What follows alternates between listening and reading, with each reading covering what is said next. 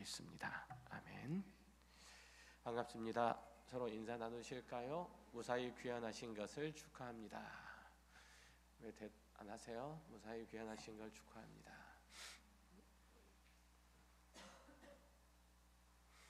안 하시네? 끝까지 안 하시는. 다시 한번요. 무사히 귀환한 걸 축하드립니다. 네, 무사히 귀환하신 걸 축하드립니다. 잘 오셨습니다. 잘 돌아오셨어요?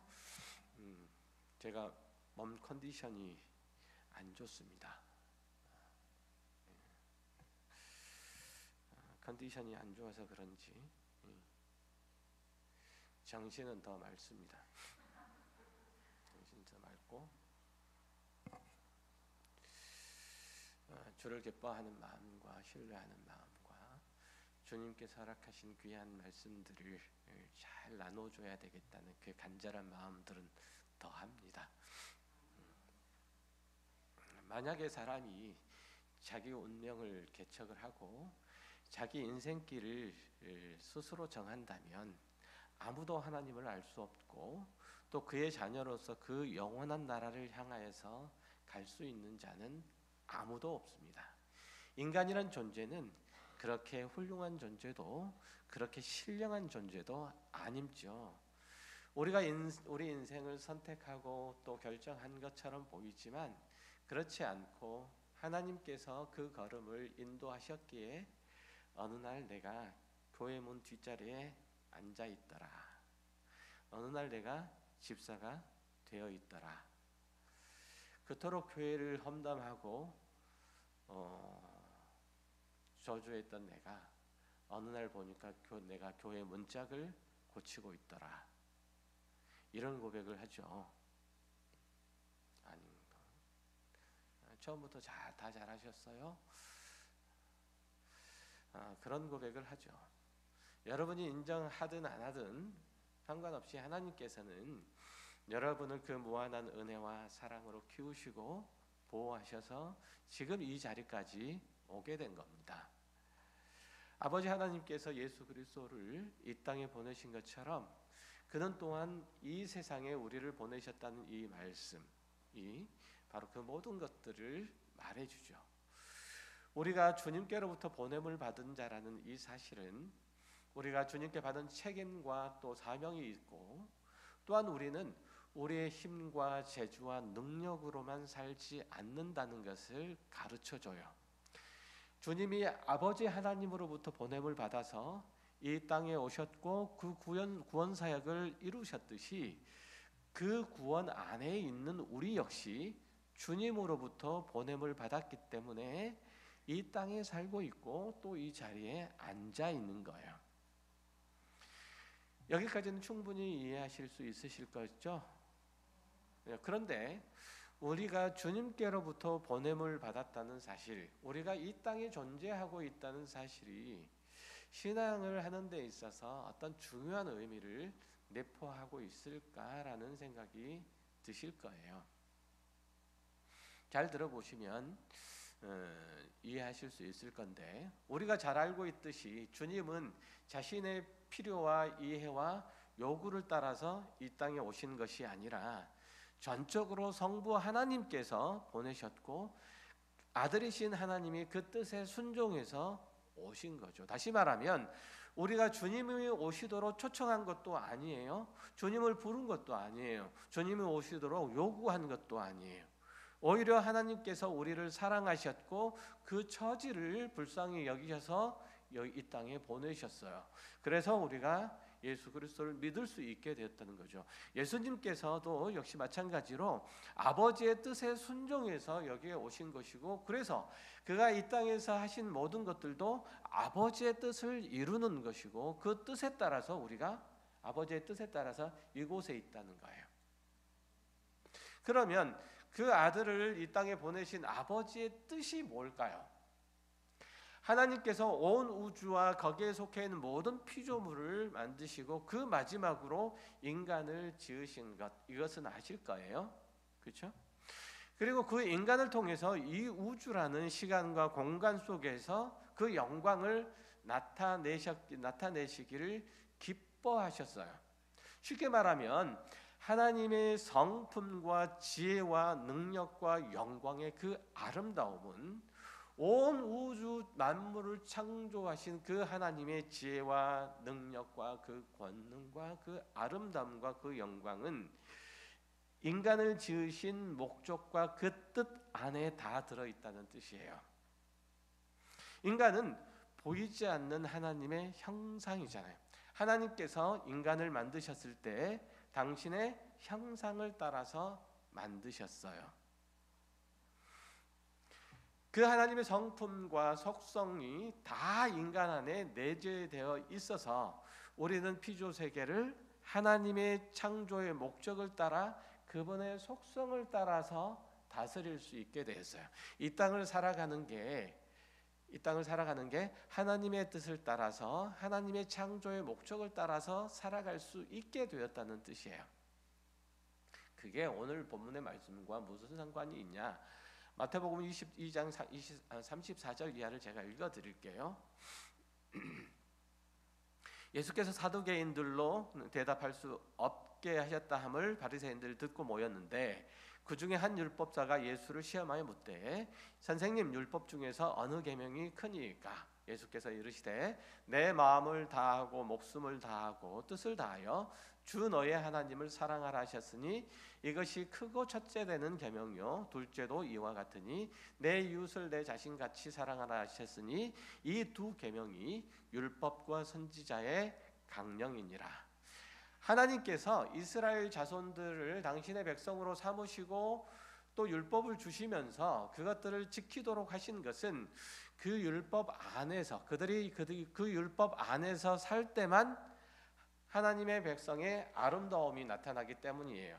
하나님의 영광이 나타나기 때문이에요. 하나님의 형상으로서 이 땅을 살아갈 수 있기 때문이에요. 율법 안에는 무엇이? 하나님의 속성이, 하나님의 성품이, 하나님의 인격이 담겨져 있는 거예요. 이스라엘 자손들은 그래서 이 율법을 지킴으로써 하나님의 사랑과 지혜와 영광을 이웃에게, 피조 세계에게 나타낼 수 있고 또 그것은 하나님께서 그들을 구원하신 목적을 보다 궁극적으로는 하나님께서 창조하신 그 창조의 목적을 이루는 거예요. 그러니까 이스라엘 백성들이 하나님께서 주신 그 율법의 말씀들을 지킴으로써 어떻게 된다고요? 온 세상, 온 피조 세계 가운데 하나님의 창조의 목적을 드러내는 거예요. 그 영광의 아름다움을 드러내는 거고 이웃에게도 역시 마찬가지로 하나님께서 가지고 계시는 그 생명을 드러낼 수 있는 자가 된다는 거예요. 그러니까 율법 중에서 그 어느 계명이 가장 큽니까라는 질문에 대해서 예수님께서 하나님을 사랑하라 또 이웃을 사랑하라고 하는 그 대답에도 사실은 인간이 나타내야 될 모든 선함과 지혜와 영광이 하나님께 있고 그 하나님을 사랑함으로써 그 하나님의 사랑 안에 거함으로써 그 하나님의 존재 안에 거함으로써 인간이 그것을 누리고 또 이웃에게 함께 나누라는 뜻이래요. 그러니까 이스라엘 백성들이 하나님의 사랑 안에 거함으로써 그 모든 것들을 누리고 기뻐하며 이웃에게 나눌 수 있게 된다는 얘기예요. 자, 그런데 인간이 죄를 지어서 하나님과 분리되고 스스로 존재하려고 하자 하나님의 성품을 상실하게 되죠. 그 영광이 인간으로부터 떠나게 돼요. 하나님의 창조의 목적을 따라서 살지 않고 그 존재의 가치와 목적과 의미를 인간 스스로 정하자 인간 안에 가장 심각한 훼손이 일어난 거예요. 그것이 뭐냐면 하나님의 존재, 그 인간이 존재하는 하나님께서 인간을 창조하신 그 존재의 가치와 목적이 다 상실되고 만 거죠. 하나님의 존재 방식인 사랑과 섬김 이것들이 무너지고 만 거예요. 이해되셨어요? 그래서 죄인된 인간은 자신의 품위와 체면을 지키려고 기꺼이 어떤 사실을 왜곡하고 기꺼이 상대방을 깔아뭉개죠. 이런 인간의 사회 심리적인 상태를 뭐라고 하냐면 자존심이라고 얘기를 해요. 또 다른 한편에서는 자기 사랑이라고 얘기를 해요. 그런 의미에서 죄라고 하는 것은 뭐냐면 끝까지 자기 자존심을 내려놓지 않는 거예요. 사실 자존심은 인간의 본능이기도 한데 그것을 지키려고 사실 개인 간에 국가 간에 수많은 다툼과 분쟁이 일어나요. 지금 러시아와 발음도 잘 안 돼. 우크라이나의 전쟁, 이것도 또 다른 한편에서는 자존심 싸움이에요. 죄에 빠진 인간은 누구와도 함께하지 못하죠. 그래서 성경은 두 사람이 합심하여 기도하라 라고 말씀하세요. 두세 사람이 내 이름으로 모인 곳에 주님도 함께 계신다라고 얘기를 해요. 인간이란 존재는 그렇게 두세 사람이 모여서 기도할 수 없어요. 결단코 생각과 마음을 합하여 하나님께 둘 수가 없는 거예요. 두 사람이 절대로 한 마음을 품을 수가 없어요. 사람은 까닭 없이 다른 사람의 형편이나 마음을 헤아리려고 하지 않아요. 이해관계가 없는 누군가에게 관심을 갖는다는 것 정말로 어려워요. 죄인이 누군가를 사랑하는 것은 마치 낙타가 바늘귀에 들어가는 것만큼 어려워요. 다시 한번요. 죄인이 누군가를 사랑하는 것은 낙타가 바늘귀에 들어가는 것만큼 어려워요. 부자가 천국에 들어가는 것은 낙타가 바늘귀에 들어가는 것만큼 어렵죠. 자기를 지극히 사랑하는 자예요. 부자는 자기를 지극히 사랑하는 자는 낙타가 바늘귀에 들어가는 것만큼 천국에 들어가는 게 어려운 거예요. 천국을 누구를 위해서 사는 거니까? 주를 위해서 사는 나라니까. 천국은 남을 위해서 사는 나라니까. 그러한 거예요. 누가복음 10장에는 우리가 잘 아는 에피소드 한 편이 실려져 있어요. 선한 사마리아인의 이야기잖아요. 그 얘기가 이렇게 시작해요. 한 율법사가 예수님께 와서 선생이여 내가 무엇을 해야 영생을 얻을 수 있겠습니까? 라고 질문하죠. 그러자 주님께서는 내 마음을 다하고 목숨을 다하며 힘을 다해서 주 너의 하나님을 사랑하라. 또한 내 이웃을 내 몸과 같이 사랑하라. 이렇게 말씀하시죠. 그러자 율법사는 어디까지가 내 이웃입니까? 라고 질문하죠. 그러자 주님께서 말씀하시기를 선한 사마리아인의 비유를 드세요. 당시의 유대인 사회 가운데서 사마리아인은 거의 사람 취급을 못 받았죠. 역사적으로 거슬러 올라가면 아수르에서 북이스라엘이 패망하고 그 아수르의 어떤 그 식민지 정책 자체가 혼혈, 그러니까 유대인이 가지고 있는 순혈주의를 무너뜨리는 것이었기 때문에 유대인의 민족적인 어떤 순수성, 이것들을 깨는 게 목적이었어요. 그래서 유대인들을, 북이스라엘 사람들을 다른 이방의 국가에 내보내기도 하고 또 다른 이방의 나라에 있는 사람들을 유대 지역에, 북이스라엘 지역에 살도록 했어요. 그래서 이제 이방 문화와 이방 민족들과 그렇게 동화가 되어버린 거죠. 자, 그런데 그렇게 해서 이방 민족과 동화된 북이스라엘 사람들은 남유다가 다시 회복이 되고 또 유대 사회가 다시 형성될 때도 여전히 이제 제대로 취급을 못 받았다는 거죠. 뭐 대충 그 정도로 해두고 유대 사회에서 그나마 이제 오늘 본문에 보면 아까 읽었던 얘기에 들어보면 유대 사회에서 존경을 받았던 제사장 그리고 유대인은 강도 만난 사람을 모른 채 하고 지나가고 말죠. 하지만 사마리아인은 그냥 지나치지 않고 그에게 응급처치를 한 후에 주막까지 데려다줘서 돌보고 난 다음에 내가 돌아오는 길에 지금 바빠서 좀 힘드니까 다 돌보기 힘드니까 내가 돌아오는 길에 돈을 지불할 테니 당신이 좀 잘 치료를 해주세요라고 얘기를 하죠. 예수님께서 그 비유를 두시고 난 다음에 율법사에게 묻기를 네 생각에는 이 세 사람 중에서 제사장과 레위인과 이 사마리아인 중에서 누가 강도 만난 사람이 이웃이겠느냐라고 묻죠. 그러자 율법사는 도움을 준 사람이 이웃입니다라고 대답을 하죠. 그렇죠. 너도 그렇게 하라라고 주님께서 말씀하세요. 그런데 누가복음 10장 29절 이하에 보면 30절에 보면 율법사의 질문은 이거였어요. 어디까지가 내 이웃으로 여겨야 됩니까? 내 가족과 친척의 범위는 어디입니까? 이렇게 묻죠. 내 이웃은 동네 사람 전체입니까? 이 사회 사람 전체입니까? 라고 그렇게 물어봐요. 그러자 예수님께서 그 질문을 바꾸서 다시 질문해요. 네가 보기에는 누가 강도 만난 사람의 이웃이고 친척이 되겠느냐라고 질문하시죠. 율법사는 자기중심적으로 내 이웃의 범위를 정해달라 이렇게 요청했지만 주님께서는 재난을 겪은 사람을 중심으로서 그가 주인공으로 삼아서 강도 만난 사람의 이웃이 누구냐라고 그 시각을 바꾸시죠. 성도들이 가장 많이 하는 실수는 이거예요.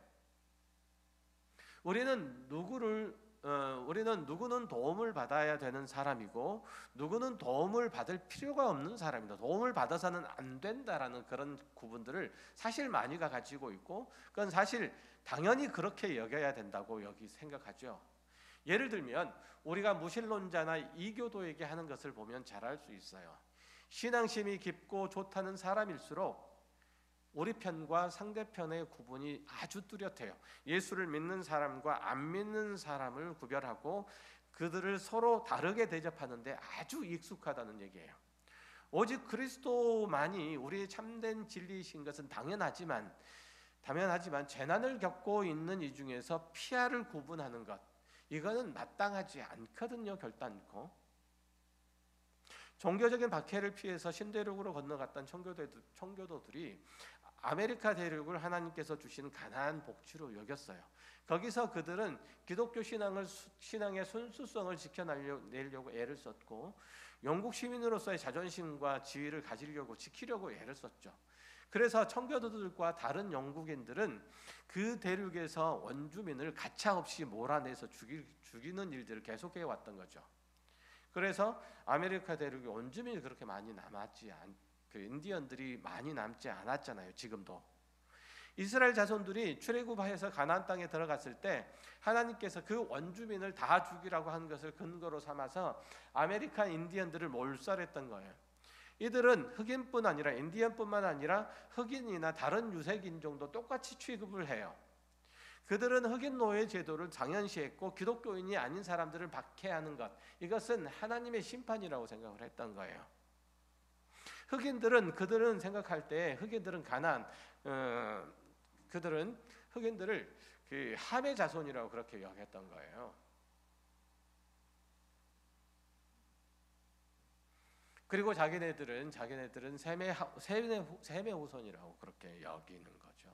그러니까 원천적으로 백인들은 흑인들이나 다른 유색 인종들에 비해서 하나님의 특별한 사랑과 특별한 관심과 특별한 구별 속에 존재하는 자라고 그렇게 여기고, 그렇게 그들은 성경 안에서도 하나님께서도 그들을 차별해서 그들에 대해서는 특별한 은혜와 사랑을 베풀지 않으니 자기네들도 당연히 그렇게 해도 괜찮다라고 여겼던 거예요.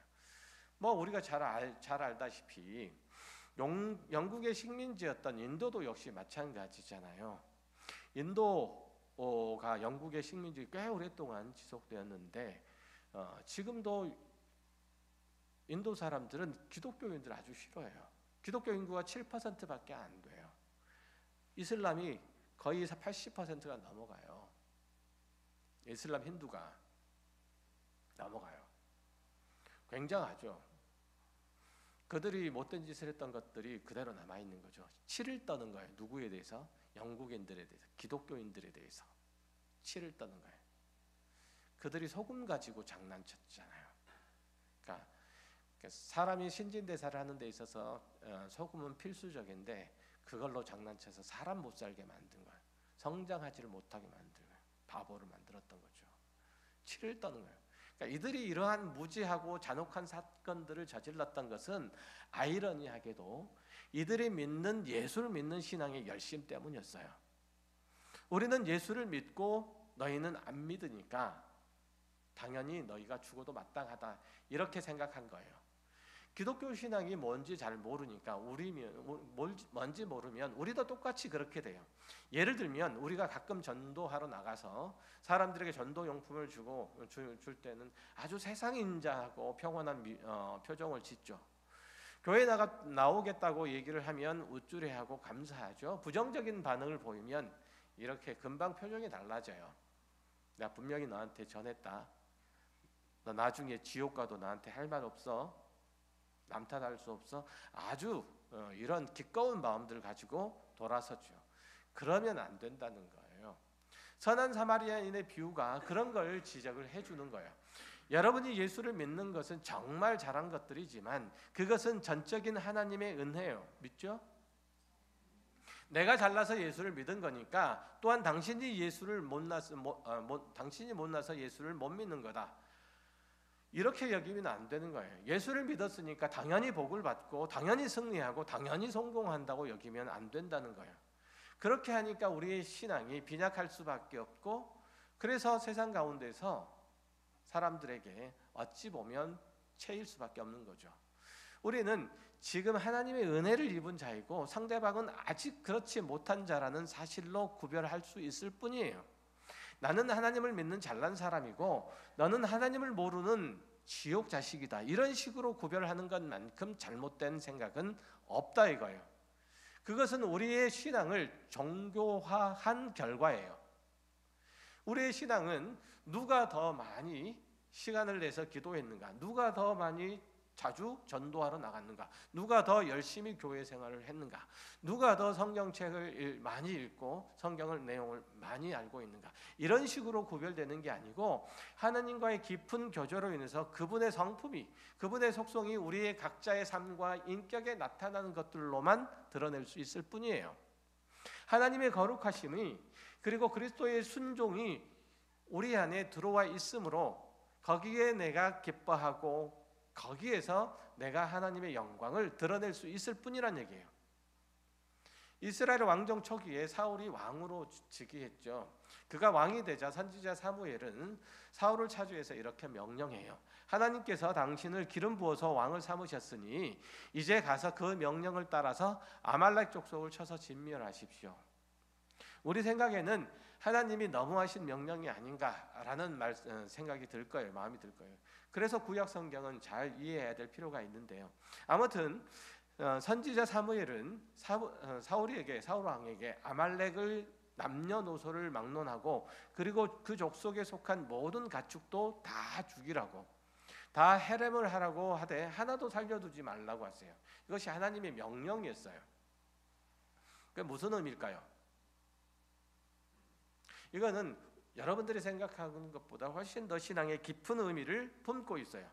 아까 청교도들이 아메리카 인디언들의 삶의 터전에 들어와서 그들을 내몰았던 내몰 때 내세웠던 그런 논리와는 전혀 달라요. 아무튼 사울 왕은 하나님의 헤렘 명령을 어기고 아말렉 사람들을 다 죽이고 그 짐승들도 다 죽이는 중에 아각 왕을 남겨뒀어요. 그리고 짐승 중에 좋은 것들을 남겨뒀어요. 선지자 사무엘은 묻죠. 왜 하나님의 명령을 어겼습니까? 라고. 그러자 사울이 대답하죠. 아깝게 이걸 왜 다 죽입니까? 이걸 하나님께 드리면 더 좋을 텐데요. 라고 대답을 하죠. 그러자 사무엘 선지자가 말해요. 사무엘상 15장 22절 23절 읽어드릴게요. 사무엘이 이르되 여호와께서 번제와 다른 제사를 그의 목소리 청종하는 것을 좋아하심같이 좋아하시겠나이까?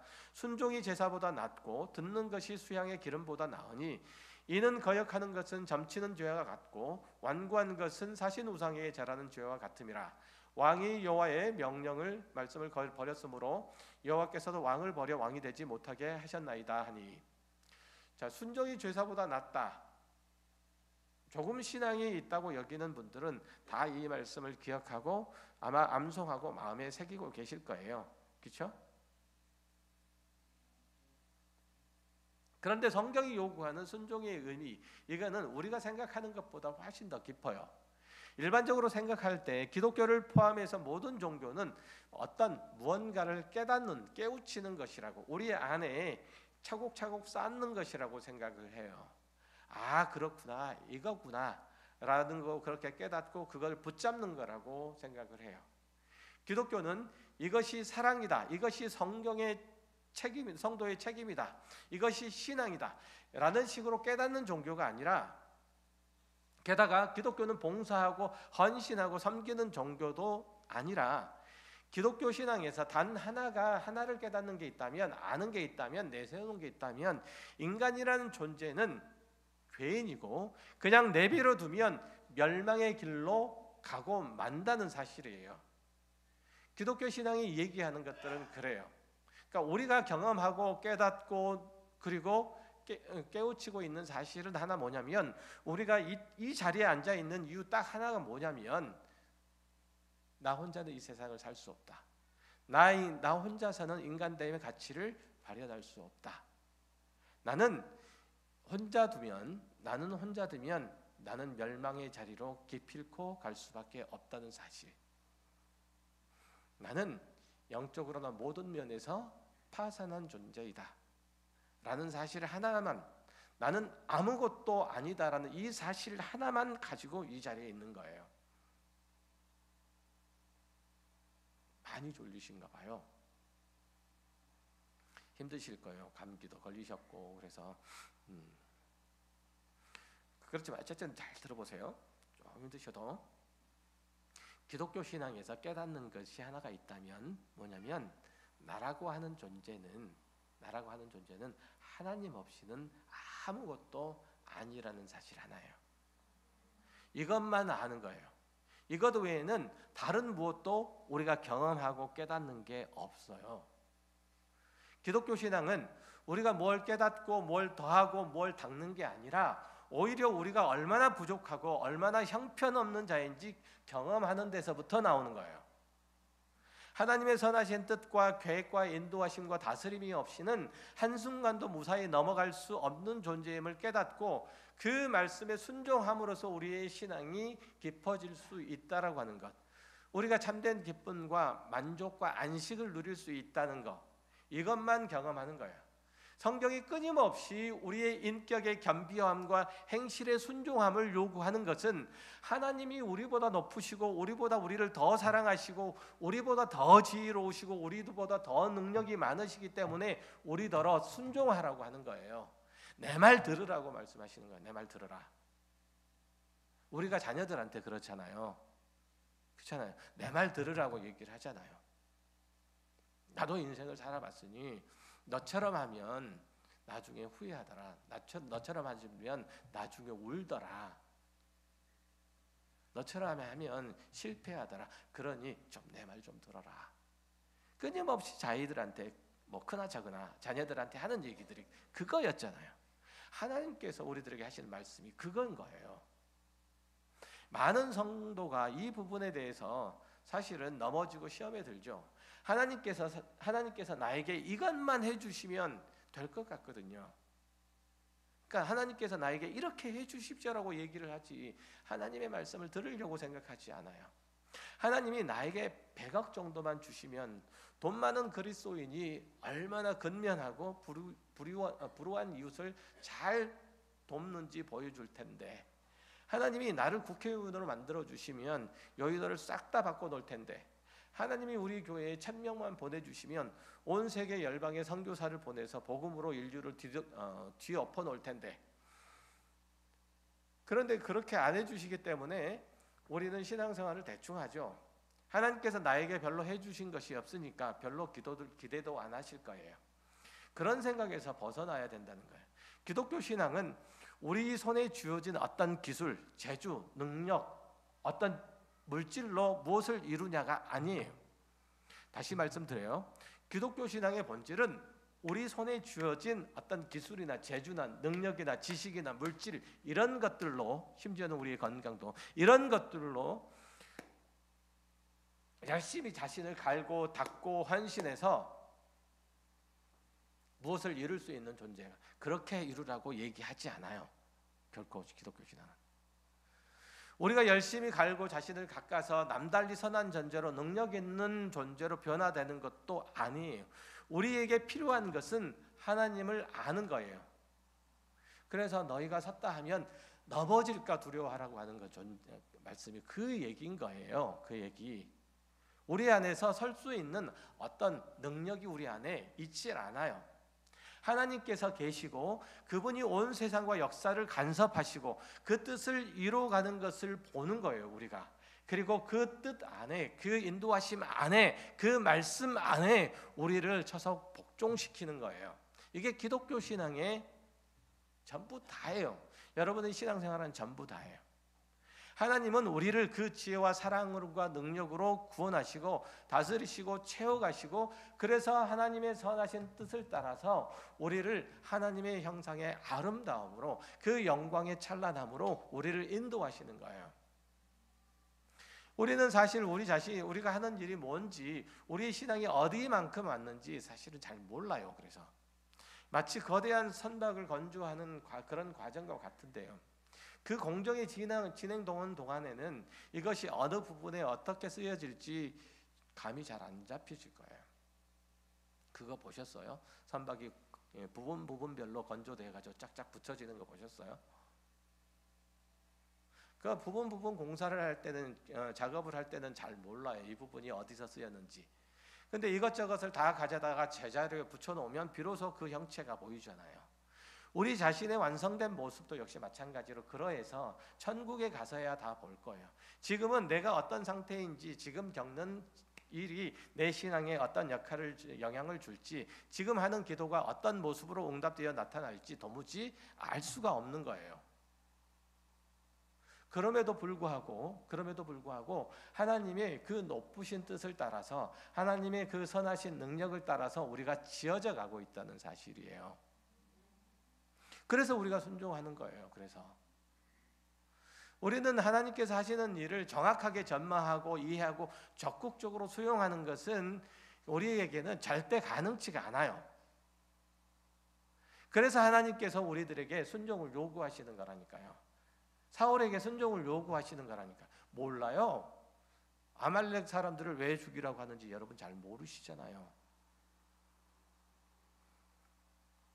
이 순종을 제사와 대조하고 있다는 점은 정말 놀랍죠. 우리는 최선을 다해서 예배를 드리면 충분하다고 여기고 있어요. 하나님은 그 이상을 요구하지 않으신다고 믿고 있는지도 몰라요. 그래서 장황하게 기도 한번 하고 나면 얼마나 기고만장하고, 헌금 크게 한턱 쏘고 나면, 헌금 한턱 쏜다 그러니까 재밌나요? 얼마나 떳떳한지 몰라요. 그것들을 했다는 것 때문에 다른 것은 아무래도 좋다고 생각하는 거예요.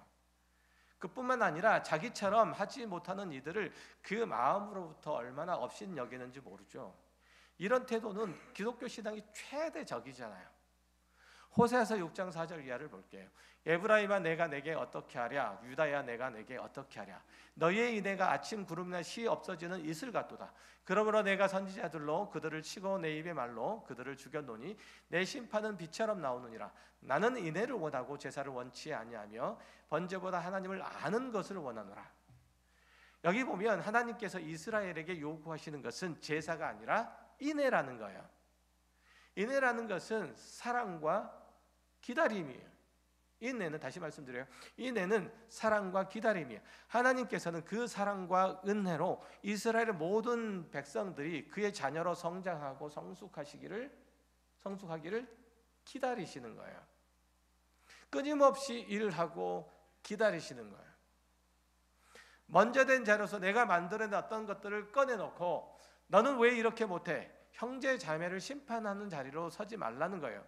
하나님이 인내와 사랑으로 지금의 나를 만들어내듯이 저렇게 모자라고 약한 사람도 기어이 강하고 지혜로운 사람으로 키우실 것임을 믿고 기다리는 것이 사랑이고, 그리고 인애며 우리의 신앙이라고 얘기를 해요. 그래서 고린도전서 13장에서는 사랑은 모든 것을 참고 모든 것을 바라고 모든 것을 견디고 이렇게 얘기를 하잖아요. 사랑은 모든 것을 참고 모든 것을 믿고 모든 것을 바라고 모든 것을 견디는 거래요. 이게 사랑이라고 하는 거예요. 하나님께서 그러하시다는 뜻이잖아요. 이게 기독교 신앙의 핵심이에요.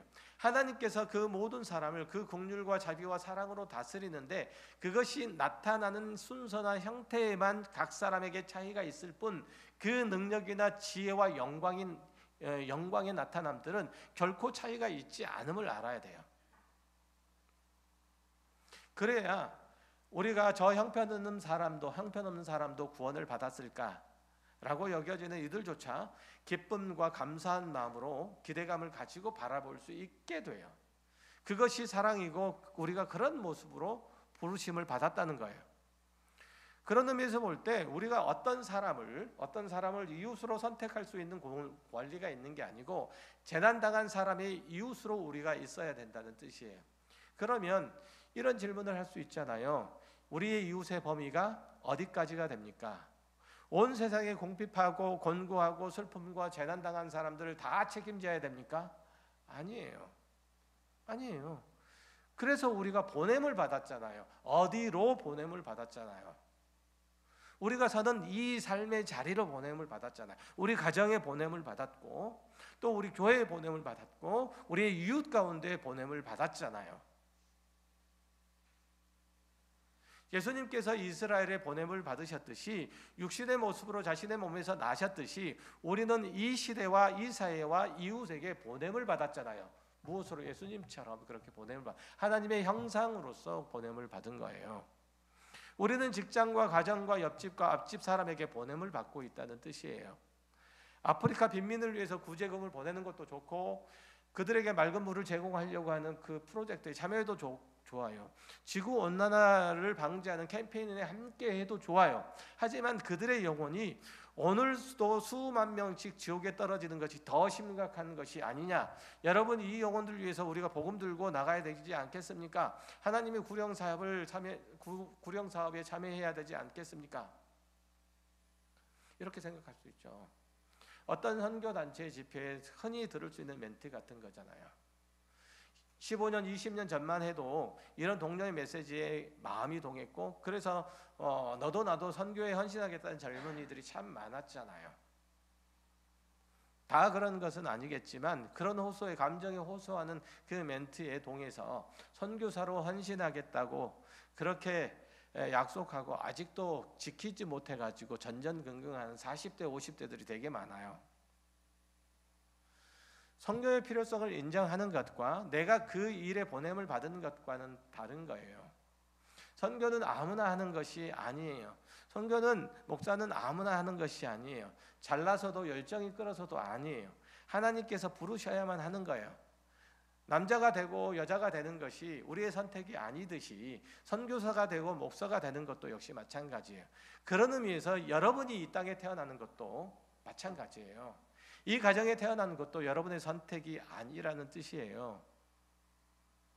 다시 말하면 여러분이 하나님께 보냄을 받았다고 생각하면 되는 거예요. 하나님께로부터 보냄을 받았어요. 여러분의 삶의 자리로. 예수님께서 하나님께로부터 보냄을 받았듯이 여러분도 그렇게 보냄을 받은 거예요. 거기서 우리가 만나는 모든 사람들과 하나님의 사랑과 은혜를 나누도록 보냄을 받은 거예요. 하나님은 우리를 통해서 그 영광과 거룩과 생명을 그들에게 부으실 거예요. 그 구원과 영원한 나라를 하나님의 선물로 주실 거예요. 마치 겨자씨 한 알이 땅에 떨어져서 싹이 나고 꽃이 피고 커다란 나무가 되어서 주변에 있는 새들이 둥지를 틀듯이 거기에 둥지를 틀듯이 우리가 이웃에게 그렇게 쉼터가 되도록 부름을 받았다는 거예요. 이웃하는 사람들이 적어도 우리 앞에서는 무장을 내려놔야 되고 약한 모습을 보여도 되고 도움의 손길을 내도 되는 꺼내놔도 되는 그런 하나님의 선지자요 제사장으로 그렇게 부름을 받은 거예요. 아멘 안 하셔도 돼요. 자, 이 세상 사람 중에서 가장 어려운 사람이 누구입니까, 여러분? 여러분에게 이 세상 사람들에게 가장 어려운 사람이 누굽니까? 저는 제 아내예요. 안 그런가요? 아마 남편이고 아내일 거예요. 다른 사람의 마음에 안 들면 안 보면 되잖아요. 마음에 안 들면. 그런데 부부는 안 그래요. 이런 사람임을 알았더라면 결혼을 안 했을 텐데 이런 후회의 마음이 들어도 어쩔 수 없어요. 왜냐하면 일수불태니까. 그래서 결혼은 해도 후회고 안 해도 후회라고 얘기를 하잖아요. 아내나 남편 그리고 자식 그 어느 누구도 쉬운 게 없죠. 세상 사람들에게도 쉽지 않지만 우리에게는 더더구나 쉽지 않아요. 우리는 모두 영적인 차원에서 감당해야 될 일들이 있기 때문에 그래요. 아내에게, 자식들에게, 남편에게 마찬가지예요. 우리 자녀도 영적으로, 부부도 영적으로, 가정도 영적으로 세워가고 보살피고 책임져야 되기 때문에 그래서 힘든 거예요. 남들이 하는 것만큼만 한다면 얼마나 좋겠어요. 그들이 하는 범위까지만 정해놓고 그것 이상 넘어가는 것을 요구하면은 그래 너랑 나랑은 빠이빠이다 이러고 이혼할 수 있으면 얼마나 좋겠어요. 부모 자식 간의 정리를 다 끊어버리면 얼마나 좋겠어요. 그렇지 않잖아요. 그러니까 그 일들을 감당하면서 우리는 우리의 신앙의 부족한 것과 하나님의 능력과 사랑에 대해서 점점 깨우치고 배워가요. 사실은 그러니까 우리 신앙 가운데서 내가 사랑을, 내가 인애를, 내가 긍휼을, 자비를 가장 많이 배워가는 곳이 어디예요? 여러분의 가정이에요. 여러분의 남편에게, 여러분의 아내에게, 자녀들에게 그렇게 배워가는 거예요. 동시에 그렇게 되면 우리로 말미암아 주변 사람들에게, 우리 가까운 우리 아내에게, 그리고 우리 남편에게, 자식에게, 그리고 주변 사람들에게 복음의 능력이 나타날 거예요. 맨 처음 여러분이 믿기 시작했을 때 우리 주변에서는, 우리 가족 가운데서는 시큰둥했잖아요. 아니 여러분과 가장 가까운 사람들이 아마 가장 기를 쓰고 반대했을 거예요. 하지만 안 믿던 부모님이 예수님을 믿고 영접하시고 돌아가시고, 무관심과 조롱으로 일관했던 남편이 흔들리고, 그리고 친척 누군가가 교회를 다니기 시작했다는 얘기를 듣잖아요. 그렇죠. 우리는 생명을 지녔기 때문에 그럴 수 있는 거예요. 이겨내는 거예요. 생명은 반드시 이기게 돼요. 반드시 피게 돼요. 아스팔트 노견에 시멘트 축대 틈바구니에 잡초가 난 것을 보았을 거예요. 잡초만 날 뿐만 아니에요. 거기에 꽃도 피어요. 흙이라고는 없는 곳에 풀이 자라고 시간이 지나면 거기에도 꽃이 피는 거예요. 생명은 무엇보다도 강한 거예요. 늘 핍박을 받고 억압을 받지만 결국은 시간이 흐르면 다 이 자리에 나와서 앉아 있는 걸 보는 거예요. 참 신기한 일들이지만 그게 사실이잖아요. 여러분이 언젠가는 나오겠지, 이 마음만을 두고 있는 사람은 반드시 이 자리에 나와서 앉아 있을 거예요. 우리는 가정과 직장과 이웃 사이에 오가면서 만나는 사람에게 하나님이 보내신 자임을 나타내는 일들은 그저 주어진 일상을 성실하게 책임있고, 그리고 열심히 내 온 정성과 뜻을 다해서 그리스도인답게 삶으로써 그렇게 할 수 있는 거예요. 일상생활의 평범한 일들 가운데서 하나님의 자녀임을 잃지 않고, 그걸 잊지 않고 하나님의 거룩하심을 나타내는 거예요. 우리는 이 세상 환경 속에, 이 세상이라고 하는 곳에, 이 시대와 환경 속에 보냄을 받았어요. 거기에 속해 있죠. 정치, 경제, 사회, 문화 어느 한 면을 보아도 쉬운 것은 없어요. 하지만 세상이 아무리 요동친다고 할지라도 하나님께서 우리를 보내시면은 변함이 없고, 그 안에서 우리는 하나님의 뜻에 순종하고 살아야 되는 거예요. 순교하는 마음으로 살아야 하는 거예요. 우리는 보냄을 받았어요. 보냄을 받았어요. 하나님의 거룩을 우리 안에 심어내라고 보냄을 받은 거예요. 우리의 삶의 영역 가운데 심어내라고 보냄을 받은 거예요. 그래서 우리는 그 하나님의 말씀, 그 뜻에 순종하고 보내심의 그 명령에 따라 살아야 되는 거예요. 식량난이 닥치고 전쟁이 일어나고 힘든 상황들이 일어난다고 해서 결단코 우리가 하나님의 일들을 하는데 방해를 받지 않을 것이고, 세상이 편해졌다고 해서 우리가 신앙생활 하는데 도움될 것도 없어요. 사실 그렇잖아요. 요즘 경제적으로 풍요로워져서 예수 믿기가 더 어려워요. 육체적으로 편하니까 바라는 것도 별로 없고, 그래서 신앙생활도 대충 하게 됐잖아요. 하나님이 우리를 간섭하시되 그리스도인이라는 이름으로 여러분에게 어떻게 다가오시는가를, 여러분들에게 어떻게 여러분들이 세상 가운데 다가가기를 바라시는지 한번 살펴보시기 바래요. 그곳에서 우리가 그리스도인으로 살아가는 삶의 현장들 속에서, 또 우리들이 보냄을 받은 그곳에서 우리들의 신앙을, 여러분들의 신앙을 열심히 펼쳐내야 되죠. 우리가 왜 하나님을 믿는지, 왜 예수 그리스도가 우리의 주님이신지 납득이 되는 사람으로 이웃과 또 세상 앞에, 가족 앞에 서시는 저와 여러분이 되시기를 주의 이름으로 축원합니다. 기도하겠습니다.